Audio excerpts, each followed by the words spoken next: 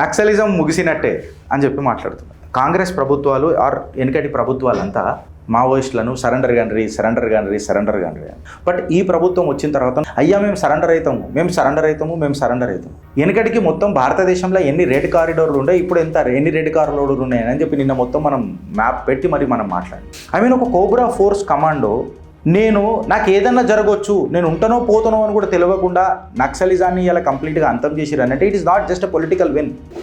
ఈ లెఫ్టిస్టులు కూడా పెద్దగా ఆదివాసీయులు అది ఇది అని చెప్పి బాగా మాట్లాడతారు. ఈ లెఫ్టిస్టులు ఎవరెవరైతే ఆదివాసీయులు అని మాట్లాడతారు వాళ్ళు చేసిందల్లా ఏమున్నదాడ మ్యాక్సిమం చేస్తే వాళ్ళు పోయంలు రాసిరు. ఈ అర్బన్ నక్సలైట్లు ఎవరైతే ఉంటారో వీళ్ళు బాగా సంపాదించిండ్రు. నిజంగా చెప్పాలంటే సంస్కారవంతులు లాగా నటించిండ్రు.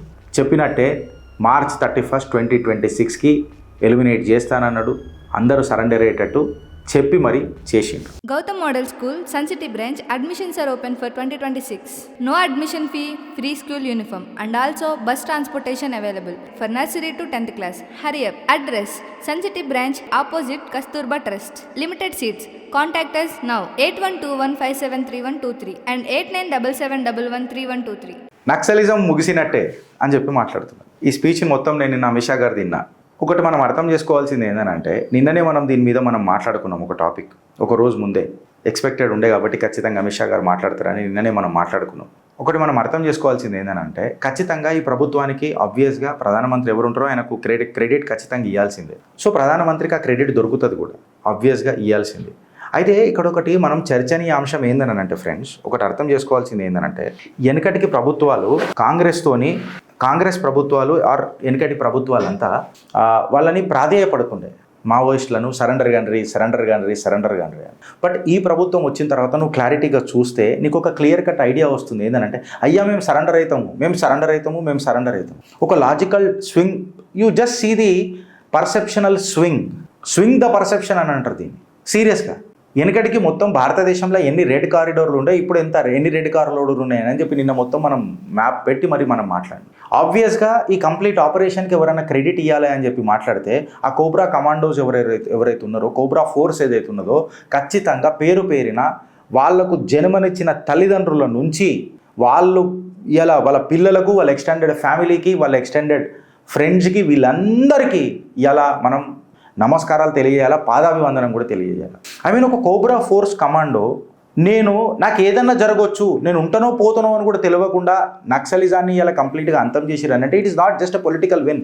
ఇట్ ఈస్ అబ్సల్యూట్లీ ఈ బలగాలను మనము కాళ్ళు కడిగి నెత్తి మీద నీళ్లు పోసుకున్నా తక్కువనే. ఇప్పుడు అరుంధతి రాయ లాంటి వాళ్ళని నిన్ననే మనం పరిచయం చేసినాం. అసలు కాశ్మీర్ భారత భూభాగమే కాదు ఎప్పుడు అని చెప్పి తను మాట్లాడేది. ఫ్యాక్ట్ ఆఫ్ ది మ్యాటర్ ఏందనంటే వీళ్ళు కవిత్వాలు రాసుకుంటా జిందగీ మొత్తం బతికేసిండ్రు. కవిత్వాలు ఇప్పుడు కాశ్మీర్లో ఇంకా ఈ నక్సలిజం ప్రాంతాలలో ఏదన్నా తీసుకొని చూస్తే వీళ్ళకు షీల్డ్ ఏడికైనా వస్తుంది అని అంటే అక్కడ లోకల్సే వీళ్ళని షీల్డ్ చేస్తారు. ఫర్ ఎగ్జాంపుల్ ఇప్పుడు కాశ్మీర్లో తీవ్రవాద తత్వం అంతగానం ఎందుకు పోయింది అని చెప్పి మాట్లాడితే తీవ్రవాదులను ఖచ్చితంగా కవచమై వాళ్ళను రక్షించేదే లోకల్సే కాపాడతారు. కాబట్టి సివిలియన్స్ ఎప్పుడైతే ఆ ఐడియాలజీకి బ్లెండ్ అయిపోతారో అప్పుడు రక్షక బలగాలకు నిజంగా చెప్పాలంటే కొంచెం ప్రాబ్లం అవుతుంది. అరే ఎట్లా ట్యాకిల్ చేయాలనేది అర్థం కాదు. ఎందుకంటే అక్కడ పోగానే సివిలియన్స్ అడ్డం పడ్డారు అనుకోండి, సివిలియన్స్ని టార్గెట్ చేస్తున్న మన క్రూరమైన ప్రభుత్వాలు, క్రూరమైన బలగాలు అని చెప్పి ఈ ఎన్జిఓ రూపంలల్లా ఈ లెఫ్టిస్టులు ముంగడికి వచ్చేస్తారు. సరే ఈ లెఫ్టిస్టులు వచ్చి ముంగడికి ఏం చేస్తారు అని చెప్పి మాట్లాడితే మనం ఆడికి జర వస్తా. అదే ఇప్పుడు నన్ను నక్సలిజానికి ఆడికి వస్తే కూడా ఇక్కడ కూడా ఆదివాసీయులు బలైపోయారు. అయితే కాశ్మీర్కి అండ్ దీనికి ఒక తేడా ఏముంటుంది అంటే ఫ్రెండ్స్ మనందరికీ, అక్కడనేమో ఆ తీవ్రవాద తత్వాన్ని వాళ్ళ ఐడియాలజీకి బ్లెండ్ చేసుకున్నారు కాశ్మీర్లో, అందుకే వాళ్ళంతా సేఫ్ అయిపోయారు అనమాట.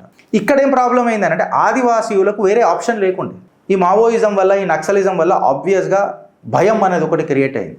ఆ భయమే ఇన్ని రోజులు వీళ్ళని కాపాడింది.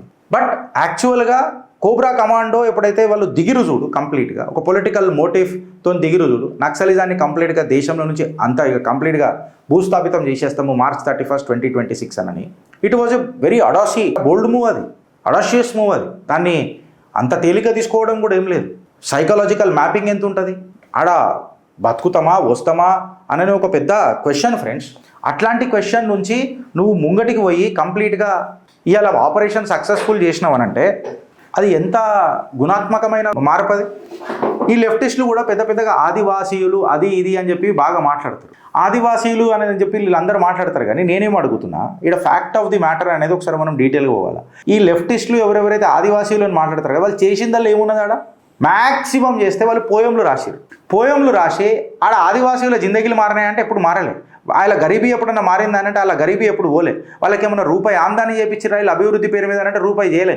కేవలం వీళ్ళు బుక్కులు రాసిండ్రు, పోయంలు రాసిండ్రు, వీళ్ళు పెద్ద పెద్ద ట్రిప్పులు చేసిండ్రు, ఫారిన్కి పోయి చేసి వచ్చిండ్రు, పెద్ద పెద్ద మానవత్వ వాదులలాగా పెద్దగా అదైనరు.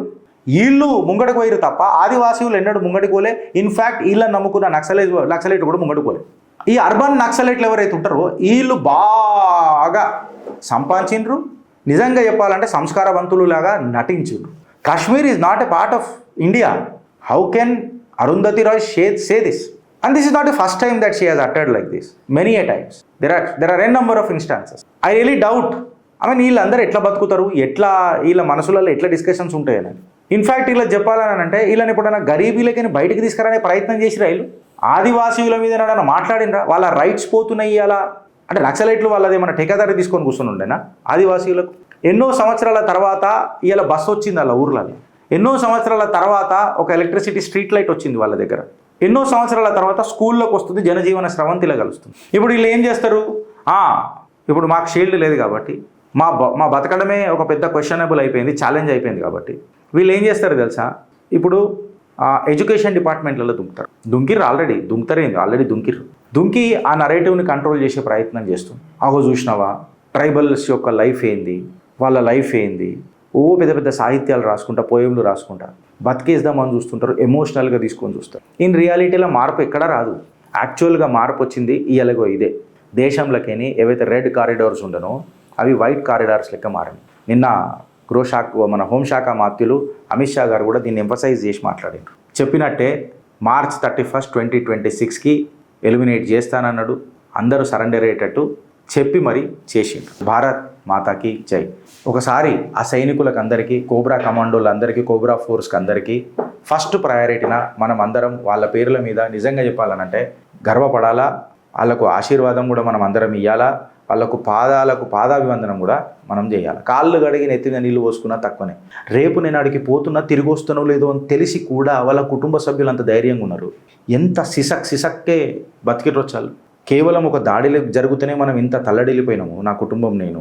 అట్లాంటిది రేపు ఏమవుతుందో తెలియని పరిస్థితులలో ఇవాళ మనకు రెడ్ కారిడార్ని తీసేసి యావత్ భారతావనిని వైట్ కారిడార్ చేసిన ఆ బలగాలకు ఈ బలగాలతో ఈ ప్రాజెక్ట్ చేపించి ఎంతమంది సిఆర్పిఎఫ్ జవాన్లను మనం కోల్పోయినాం ఫ్రెండ్స్. ఇక మన సిఆర్పిఎఫ్ జవాన్లు పోవద్దు, ఇట్లాంటి అసాంఘిక ఘటనలు జరగొద్దు, ఇట్లాంటి అసాంఘిక నాయకులు కూడా సంఘంలో బతకొద్దు అని చెప్పి కలగని డేట్ చెప్పి మరీ ఎలిమినేట్ చేయడం అనేది it's a flawless execution. And I also congratulate the government of India and I congratulate the prime minister and home minister of India. Bharat మాతాకి జై.